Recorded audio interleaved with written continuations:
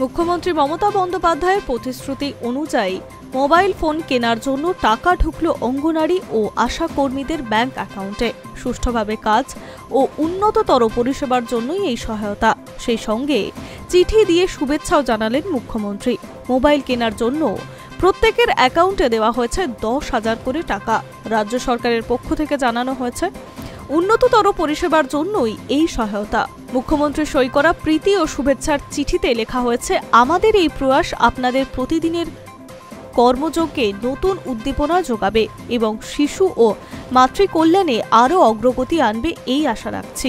ভবিষ্যতেও পাশে থাকার প্রতিশ্রুতি দিয়ে মমতার বার্তা, আমি সবসময় আপনাদের পাশে আছি। রাজ্যের দাবি, শিশু ও মাতৃকল্যাণের কাজে মুখ্যমন্ত্রীর এই প্রয়াস নতুন উদ্দীপনা যোগাবে। গত ফেব্রুয়ারি মাসে রাজ্যের অর্থ প্রতিমন্ত্রী চন্দ্রিমা ভট্টাচার্য বাজেট ঘোষণা করেছিলেন। প্রায় 70,000 আশাকর্মী ও লক্ষাধিক অঙ্গনারী কর্মীর জন্য বরাদ্দ হয়েছে 200 কোটি টাকা।